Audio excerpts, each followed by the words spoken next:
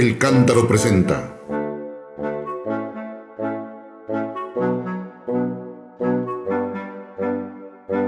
Que fluya la justicia. Reflexión, música y noticias sobre derechos humanos. Comenzamos. Muy buenas tardes, muy buenos días, muy buenas noches, amigos y amigas del Cántaro Noticias. Como todas las oportunidades, las ocasiones que hemos tenido de saludarles por este medio, nos da muchísimo gusto estar de nueva cuenta con ustedes. El día de hoy es para darle continuidad a este que es un programa al cual queremos mucho, al cual hemos apostado nuestras energías, nuestras ganas, que fluya la justicia, porque tiene la intención de desmenuzar, de analizar, de abordar temas de derechos humanos. Consideramos aquí en el Cántaro Noticias que es sin duda relevante asomarnos y adentrarnos a los derechos humanos y aquí en San Luis Potosí conocer cuáles son las dinámicas, las problemáticas, las oportunidades, las necesidades en esta materia. Entonces, bueno, pues en ese camino andamos y el día de hoy justo en ese tenor, en ese tono, estamos por conversar con una mujer que está actualmente trabajando con un asunto que nos parece de suma relevancia, pero que desafortunadamente en la mayoría de los casos desconocemos. El día de hoy nos acompaña Grace Ivonne Lugo Vargas. Grace es perteneciente de la Asociación Mexicana de Autismo con Rumbo. Grace, qué gusto tenerte por aquí. Muchas gracias. Bienvenida. Buenas tardes. ¿Cómo estás? Gracias por invitarme, gracias por darme un espacio en su programa, pues para hablarle un poco sobre lo que venimos y hemos estado trabajando a través de la asociación. Nos enfocamos específicamente en lo que es autismo, sin embargo también tenemos muchos miembros que tienen otras discapacidades y que también apoyamos. Oye, Grace, bueno, hace un momentito, porque la gente que nos ve y que nos escucha debe saber, pues que no tenía yo el gusto de conocerte, Grace, pero hace ratito estábamos conversando y me decías que estás actualmente especializándote en derechos humanos. Tu perfil, bueno, pues tiene que ver con la enfermería, con una especialización en este ramo, pero yo quisiera que de entrada, dado que fluya la justicia, tiene este carácter de derechos humanos, nos dijeras cómo se empata el tema del autismo con los derechos humanos. Bueno, mira, antes que nada, yo me dedico al área de la salud. Yo soy licenciada en enfermería y obstetricia, especialista en quirúrgica. Nada que ver y al mismo tiempo sí. Sí. ¿A qué me refiero? Para entrar a la facultad, a la maestría de Derechos Humanos, te piden que o seas abogada, o que seas psicóloga, o trabajadora social. Es muy complejo, sin embargo no hacen distinción durante las entrevistas y cosas así. Tiene todo que ver. Derechos humanos tiene todo que ver con el autismo. Te podría empezar a platicar, por ejemplo, ¿qué es el autismo? Por favor. El autismo es un trastorno del neurodesarrollo que afecta varias etapas dentro de la persona desde una infancia muy pequeña. Es algo que a simple vista no se ve, como el síndrome de Down, como otro tipo de características que tenga físicas, a simple vista pues no se ve. Ese es pero tiene dificultades en lo que es la comunicación, en el habla, motrices, dependiendo el tipo que sea de autismo. ¿A qué me refiero? Se llama trastorno del espectro autista. ¿Por qué espectro? Porque es algo demasiado amplio. El trastorno del espectro autista es algo demasiado amplio y una persona no es igual que a otra. Y te lo puedo decir porque yo tengo los dos lados de la moneda. Mi hijo más pequeño tiene autismo severo, muy severo. Entonces, cuando yo me di cuenta que algo andaba mal era porque él no hablaba. Yo pensé que era sordo, lo llevé con muchísimos especialistas y nadie me decía. Unos me decían que lo tenía muy consentido, otros me decían otras cosas, bueno, fue muy difícil llegar a su diagnóstico, porque esa es otra cosa muy importante. No cualquier persona es apta para diagnosticar el trastorno del espectro autista. O sea, es algo muy complejo de diagnosticar. Y es un penar cuando no sabes nada sobre esto, ¿no? Yo lo hice, pasé con más de 30 especialistas en diferentes áreas, pero como que yo ya lo sospechaba.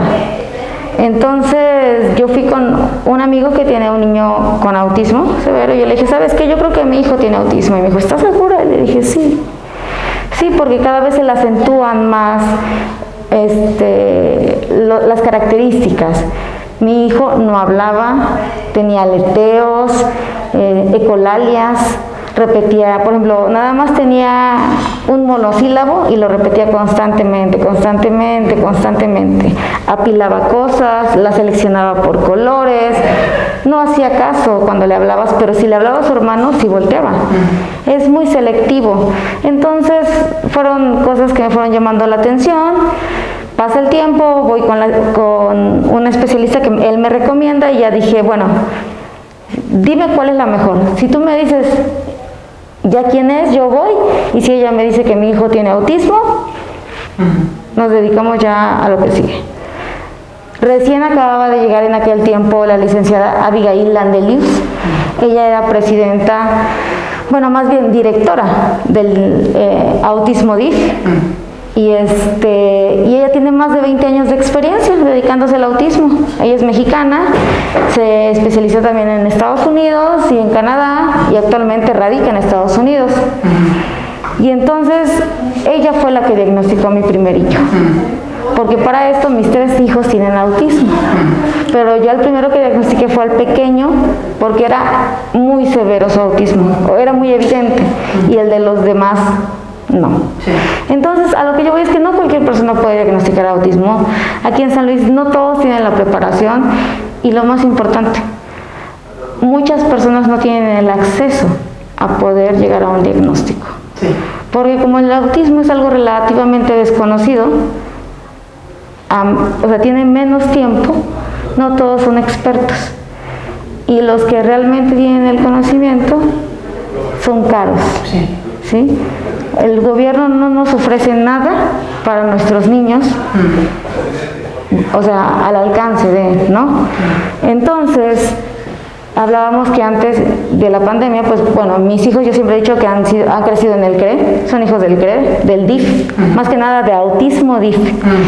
Y lo que sucedió aquí fue que durante la pandemia, por redes sociales se difunde que por seguridad, higiene y todo ese tipo de cosas, cambiaban autismo DIF a Temazcali. Sí. Sí, no sé si se lo supo. Sí, sí, sí. Y entonces, pero no se nos consultó. A nosotros como padres no se nos consultó, porque la mayoría somos padres. Sí, o sea, la mayoría de los que van a autismo DIF son niños, pero sí, también hay adultos, claro. No se nos consulta. Entonces, allá había un decreto previo donde decía que autismo DIF era independiente, autónomo. Y de repente ya lo juntan con Temazcali, pero sacan a todas las terapeutas de autismo. Y entonces yo no puedo llegar y decirle a mi hijo, es otra cosa del autismo, decirle, ¿sabes qué? Ya te vamos a cambiar de terapeuta. De ahora en adelante ya no va a ser esta, va a ser esta. O sea, él no va a entender eso. Sí. Mi hijo, para poder hablar con su terapeuta, la primera que tuvo, tardó más de 1 año. ¿Sí? Entonces es muy complejo, el autismo es muy complejo y es muy amplio y abarca muchas cosas. Hay autismo verbal, autismo no verbal, por eso es espectro, porque abarca infinidad de alto funcionamiento, de todo tipo. Entonces, esa fue una de nuestras tantas luchas que hicimos, de que se regresara autismo DIF y que se quitara Temazcali. ¿Por qué? Número 1, se había violado la Convención de los Derechos Humanos, al derecho a la consulta. O sea, nosotros teníamos como padres el derecho a la consulta y ellos no podían hacer esto así solamente. Es como si usted llega con un doctor y le dicen, ¿sabe qué? El doctor le dice, usted es diabética, le voy a cambiar el medicamento porque yo digo, y usted le dice, permítame, a mí me está yendo bien, ¿por qué? y arbitrariamente se lo cambia, eso va en contra de los derechos humanos. Lo mismo nos sucede. Entonces es donde nosotros pusimos primero una queja en derechos humanos y pedimos que se regrese a Autismo DIF. Ellos decían que sí se nos había avisado por redes sociales. No es un medio adecuado para avisarle a las familias. Claro. Aparte que hay una demanda increíble, no solamente dentro San Luis Potosí capital, sino dentro de todo el estado. La demanda es súper grande. Hay mucho autismo entonces. Bastante. Había más de 600 expedientes. ¿Sí? Entonces la visión y misión de Temazcali no era la misma. Yo no dudo que Temazcali sea una institución muy buena en lo que hace, pero en autismo, la verdad no. ¿Por qué lo sé? Porque yo me tomé el tiempo de ir a entrevistarme y ver qué iban a hacer y qué iban a ofrecer, y con la directora, y hablé con ella, y hasta que llegó un momento en que ella se desesperó y me dijo, pues si no quiere el servicio no lo tome. Dije, permítame, ¿me está negando el servicio? Me dijo, no, pero es que tiene muchas preguntas. Claro que tengo muchas preguntas. ¿Por qué? Porque mis hijos son la obra de mi vida. Entonces, hemos avanzado mucho y no le voy a provocar un retraso a todo su avance que me ha costado muchos años, simplemente por el hecho de que no sepan ustedes cómo manejarlos. ¿En qué mes exactamente, en qué año sucedió esto, Grace? El año pasado. El año pasado, dices que empezando la pandemia. No, como a mediados, después. Como a mediados de la pandemia se avisó. Okay. Sí, porque fue, de hecho, en diciembre fue cuando estuvo más fuerte la situación. Sí. Entre noviembre y diciembre fue cuando estuvo mucho más fuerte, porque entonces nosotros hicimos una petición al Congreso diciéndoles que no podían hacer esto, que era algo arbitrario. Fuimos y nos manifestamos junto con nuestros hijos, y entonces fue muy difícil porque siempre hemos dicho que somos apartidistas, y eso es cierto. Entonces, o sea, ganamos que se nos tomara en cuenta por 1 o 2 votos, o sea, fue muy reñido, ¿no? Entonces, ya fuimos al Congreso, fue la licenciada de Celia, del DIF estatal, fue Guillermo Sánchez Berrones, fue el director de Temazcali, Cecilia Gordoa, de hecho tocó la casualidad que en ese momento vino Lidia Rincón Gallardo y entonces también nosotros nos habíamos apoyado en la Fundación Rincón Gallardo con la maestra Catalina Torres, experta. Que habían pasado por una circunstancia parecida hace apenas unos meses, pero con los sordos. Sí. Exactamente lo mismo. Y también con la escuela para ciegos. Sí. O sea, todo, discapacidad visual, sí. La escuela para sordos, nosotros, o sea, se empezaron a quitar todo. Entonces, en plena consulta nos dicen, es que el gobernador metió un decreto el 1 de diciembre donde dice que Temazcali puede absorber Autismo DIF. Y le digo, es que eso no puede porque estamos en plena consulta, o sea, ¿cómo puede ser posible, no? Al final de cuentas ellos hablaban del área médica, porque son médicos, el director de Temazcali y otras personas que llevó la licenciada Cecilia, que decían, no, pero es que ustedes quieren, a ver, permíteme, es que aquí no venimos a hablar del área médica, sino de derechos. Es la parte que no comprenden. Debemos de separar lo que es el área médica y el área de derechos humanos, porque la Convención Internacional de Derechos Humanos para las personas con discapacidad dice una cosa y la área médica es completamente distinta, ¿no? O sea, y ellos como que iban en ese fuerte, según esto, en su fuerte que era el área médica, porque llevaban a varios especialistas, a neurólogos, y entonces fue cuando nosotros empezamos a ver, no, nosotros no estamos hablando de esto, estamos hablando de que no se nos consultó como padres de familia, punto. No se nos da la consulta, ok, vas a cambiar al personal, necesito saber qué tan calificado está.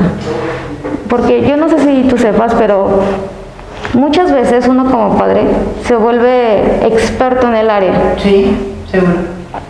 Porque lo vive constantemente, sí. Lo vives todos los días. Y bueno, al final de cuentas, gracias a Dios, todo terminó para bien. ¿Qué sucedió? Que Autismo DIF regresó, Temazcali se fue y se logró conseguir un pequeño, porque apenas vamos en pequeño, un pequeño avance en el aspecto de que ya se reinstalaron, no todas, sino algunas terapeutas. Ya se reinstalaron, nuestros niños ya empiezan a ir a terapia, ya empezaron a ir, poco a poco, escalonadamente, pero ya Temazcali ya no está ahí, que era lo que también nosotros ganamos esa lucha. Regresamos a Autismo DIF y también se hizo la inconstitucionalidad del 1 de diciembre, se eliminó el decreto. Entonces, por lo pronto, ganamos esa lucha. Me interesa mucho que nos expliques un poco más, Grace, acerca de esa separación de lo que es una Convención de Derechos Humanos explícitamente para las personas con alguna discapacidad y la situación médica. ¿Por qué se tiene que hacer esa distinción, digamos, para poner las cosas en su lugar? En este aspecto mira, por un lado, obviamente que tendrían que ir de la mano, por un lado. ¿Por qué? Porque obviamente el neurólogo es el que ve al pequeño, lo ve neuro y lo ven otros especialistas, pero también lo ve psicología, que es, yo creo que la parte fundamental para diagnosticar es psicología, para diagnosticar el autismo, y debe tener muchísima preparación para poderlo hacer. Esta parte. ¿Por qué separarlos? En este caso en específico era porque muchos médicos, no digo que todos, porque no todos tienen la misma visión, les da por estar constantemente medicando a los niños. Y muchas veces no todos los niños necesitan medicación. Un niño con una buena terapia, en buenos términos, sale adelante. Yo lo puedo decir por experiencia propia. Un niño con buena terapia, con buena atención, con dedicación, muchas veces, no todo el tiempo, muchas veces sí, no necesitan medicamentos. Hay otros que sí lo necesitan, ¿no? Pero aparte, esa es una, aparte, hay otra situación, que cuando se dan los certificados de discapacidad, o sea, cuando yo pedí el primer certificado hace ya mucho tiempo de mi hijo pequeño, yo llevo el diagnóstico de ahí mismo de Autismo DIF para que me dieran su certificado de discapacidad, y veían a David sentado y no tiene nada.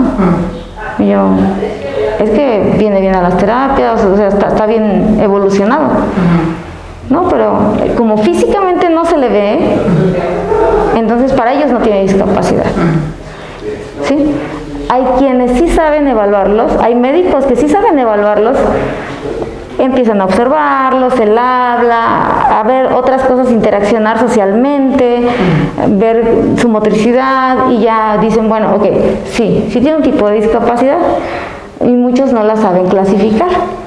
La diferencia es esa, que lo primero que te dicen, pues es que yo no le veo problema, tan sencillo. Mi hijo, el segundo, Daniel tiene autismo, pero se podría llamar un autismo de alto funcionamiento. ¿Sí? Él va a la escuela, va bien, va todo. ¿Qué sucedió con Daniel? Yo primero diagnostiqué a David porque era el más difícil de diagnosticar. Era el más fácil, o sea, tenía más síntomas, ¿no? Daniel lo diagnostiqué mucho después cuando entró a la primaria. No se le notaba absolutamente nada. Y también yo estaba demasiado enfocada en David, porque era muy severo y aparte que utiliza oxígeno, ¿no? Entonces, Dani, de repente empezó a tener problemas en la escuela cuando nunca lo había hecho. Y tiene problemas, y yo me entero que el maestro le empieza a hacer bullying. El maestro lo empieza a decir que 4 ojos, que él sabe lo todo, el niño ya no quiere ir a la escuela. Entonces, en lo que se arregla esta situación, cambian de mi hijo a mi hijo de primer año a tercer año, y luego lo regresan a primero. Y bueno, para no hacerte lo muy largo, al final de cuentas, mi hijo fue golpeado en un baño por otros niños, encerrado, orinado y fracturado de una pierna. ¿Sí? Entonces yo dije, no, es que algo pasa. No quería hablarme, estaba muy deprimido. Obviamente pues empecé contra el ser, qué sucedía, qué pasaba, dónde estaban los maestros, es un niño de 6 años. El director no me quería recibir, primero me recibió y cuando me recibió me dijo, ¿dónde está su papá? Y le dije, estoy divorciada, pero aquí estoy yo. ¿Sabe qué me dijo? Me dijo, por eso no tiene autoridad el niño. Así de misógino. Posteriormente ya no me dejaron entrar a la escuela. Entonces fue el segundo escrito que yo metí a la licenciada Griselda, que es la directora del SER. Y me dieron una, ¿cómo le explico? Algo temporal. Para mí eso no fue una solución, pero tenía tantas cosas que hacer junto con el trabajo y los niños y todo, que dije, bueno, por el momento vamos a ver, ¿no? La solución de ellos fue cambiar a mi hijo de escuela. Sin embargo, para mí esa no es una solución. La solución es hacerle ver a la escuela en la que estaba cuál era el problema, ¿no? Que ellos tuvieran conciencia de lo que habían hecho y de que estaban haciendo mal, La ¿no? violencia al interior de las escuelas, ¿no? Es bárbaro, claro. Claro.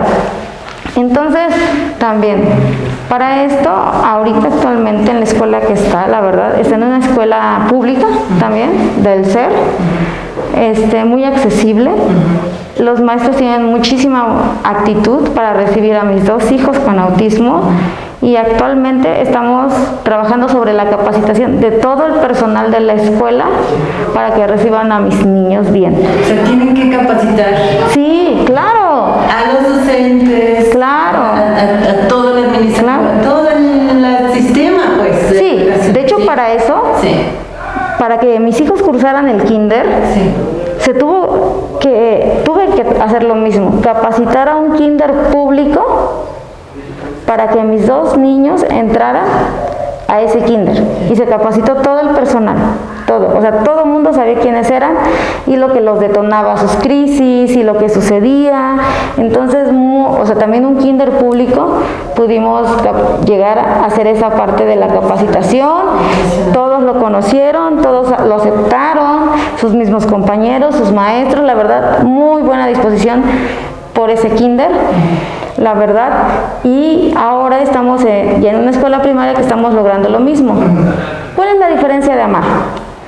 La Asociación Mexicana se llama AMAR, en poca. La diferencia de nosotros, aquí en San Luis hay muchas asociaciones de autismo.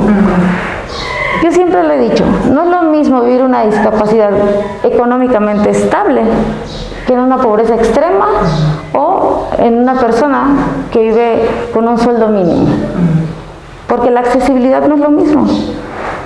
Esas asociaciones tienen buenos programas, pero al final de cuentas tienes que pagar algo, ¿no? Y no digo que en autismo no se pague nada, pero realmente es muy poco lo que pagas a comparación a lo que pagas de este lado. Preguntas por una escuela de inclusiva, te dan 15, 10 nombres de escuelas inclusivas, pero todos son colegios. O sea, de costos elevadísimos de 3,000 pesos para arriba. ¿Cuánta gente en situación de vulnerabilidad no puede hacer eso? Que apenas y gana para comer. Entonces, ¿cómo le va a hacer? Entonces, ellos no tienen derecho a un acceso a la educación, porque si nos vamos a la Constitución política, dice, la educación debe ser laica, gratuita y de calidad, sobre todo, de calidad. No pueden tenerme a mi hijo sentado en un rincón haciendo bolitas y palitos. No. Para eso son los ajustes razonables. Para eso es la capacitación. Las expertas van y le dicen, a ver, David no va a aprender de la misma manera que aprenden los demás. Él aprende distinto. Y capacitan al maestro de manera de que él sepa cómo va David a ir aprendiendo.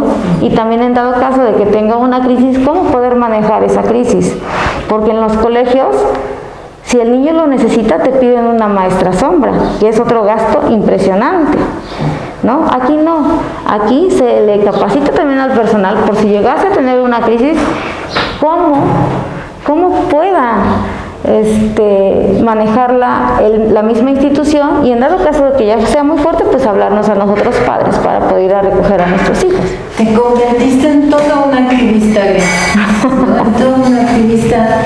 Muchas gracias. ¿No? A favor de estos niños, niñas, gente que padece A ver, dime, ¿se padece o no se padece? Es un trastorno de la... Ajá, es una condición de vida. Es una condición de vida, es algo que naces con ello y jamás se te va a quitar. Vas a mejorar con unas buenas terapias, con una buena terapeuta, y con una atención temprana la vida le cambia. Hay muchos personajes muy famosos que han tenido ese espectro. Bueno, el más reciente, Elon Musk, uno de los hombres más ricos del mundo, declaró que él tiene esa condición, ¿no? O sea, eso nos da a entender que sí se puede salir adelante. Claro, si tienes todo el dinero del mundo, pues es mucho más fácil. ¿Pero qué crees que...? Puede. ¿Qué crees? Sí, sí se puede. No es imposible. Creo que, firmemente creo, y lo baso en mi vida personal, no en la de los demás. En mi vida personal creo firmemente que sí se puede. Pero una cosa es cierta, se necesita mucha dedicación, mucho esfuerzo, y es muy cansado. Y la lucha es diaria.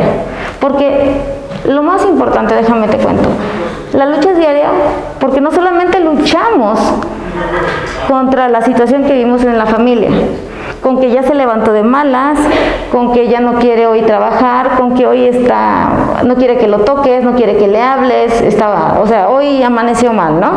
Sino es la sociedad que no entiende. Los niños son muy sensoriales.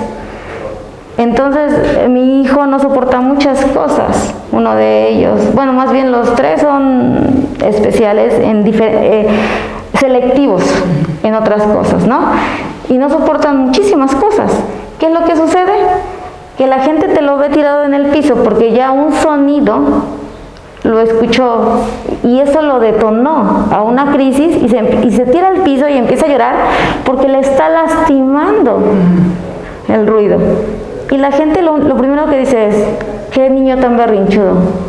Yo, si fuera su mamá, lo levanto de 2, 3 nalgadas.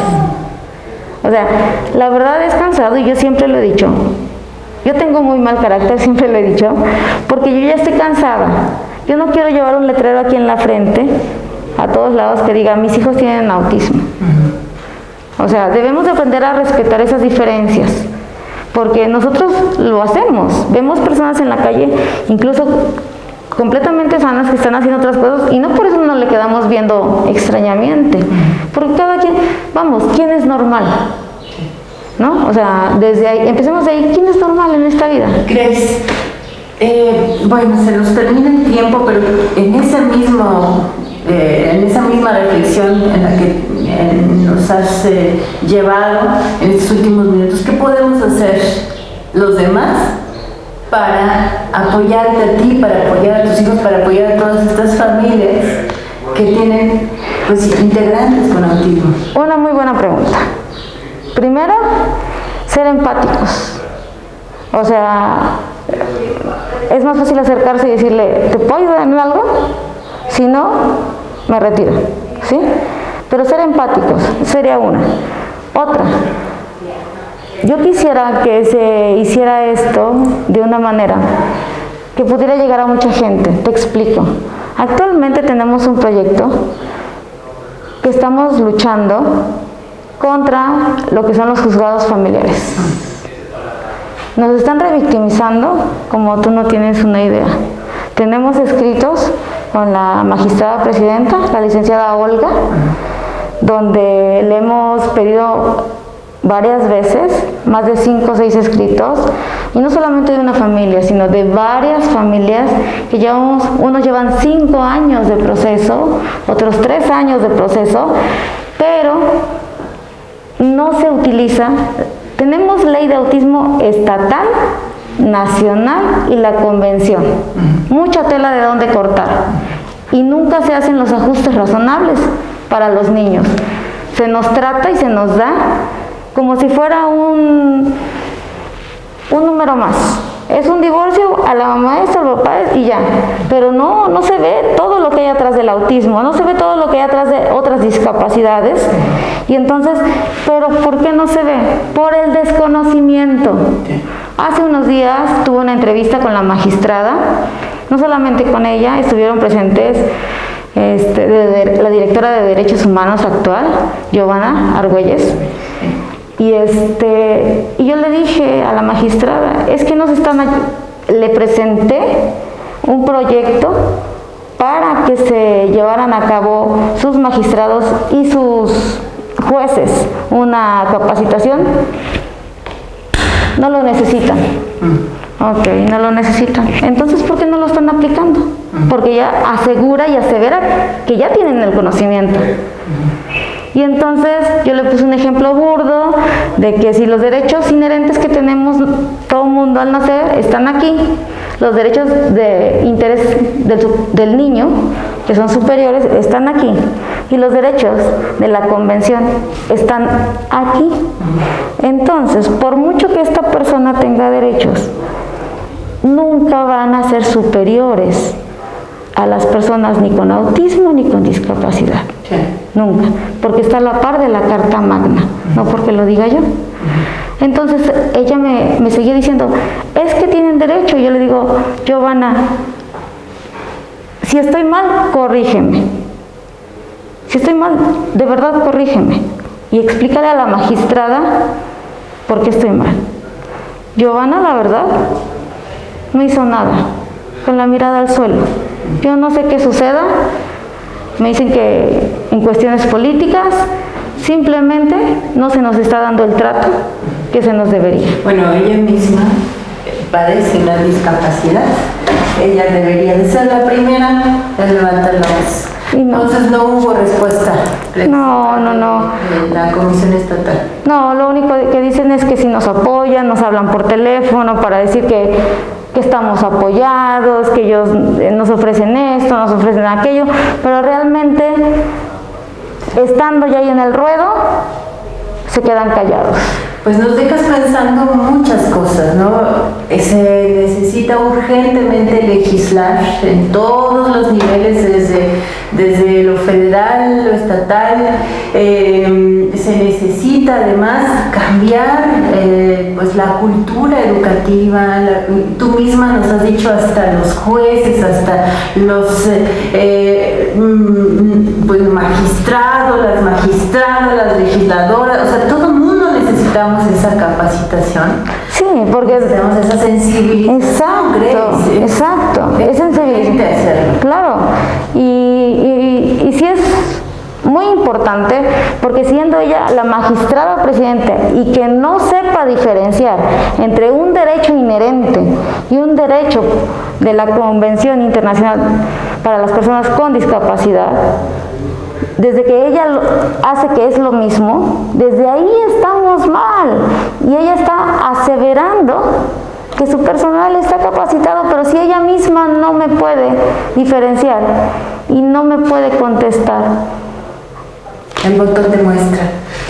La gente que quiera contactarse contigo, Grace, ¿hay alguna manera de hacerlo? Claro. ¿Alguna mamá, algún papá que nos esté escuchando bien? Claro. Tenga dudas sobre este espectro autista, que quiera, pues sobre todo, saber si su hijo o su hija puedan tener un diagnóstico correcto, como tú dices, que eso es clave.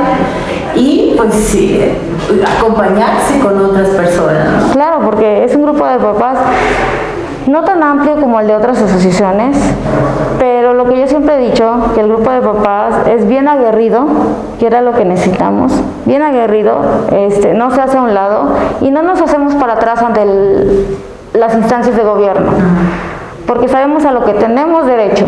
Estamos informados, somos estudiados, y lo peor de todo es que gente como la magistrada nos toma como gente ignorante.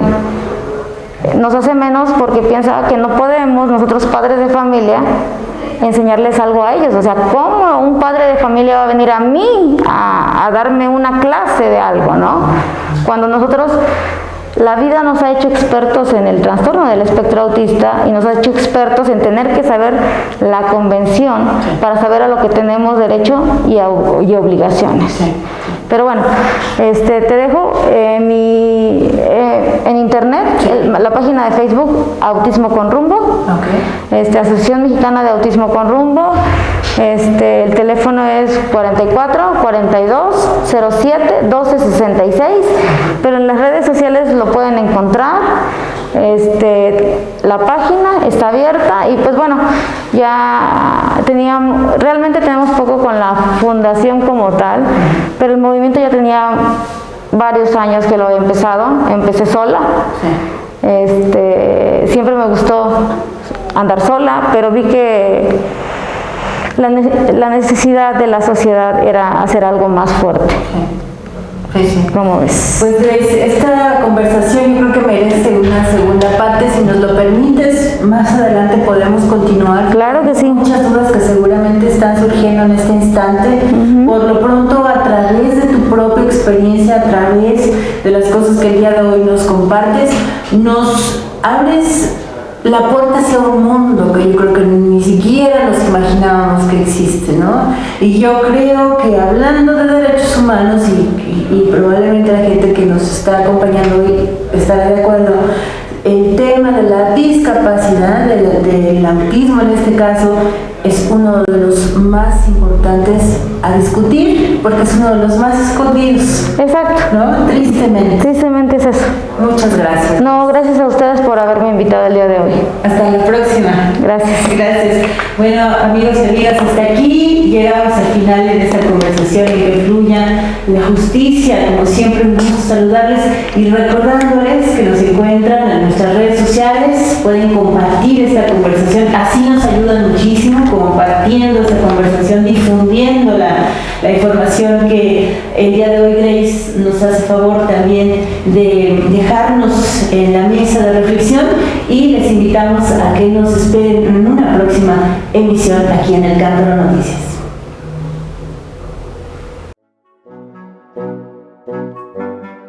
El Cántaro presenta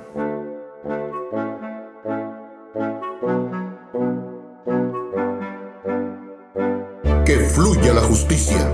Reflexión, música y noticias sobre derechos humanos. Comenzamos.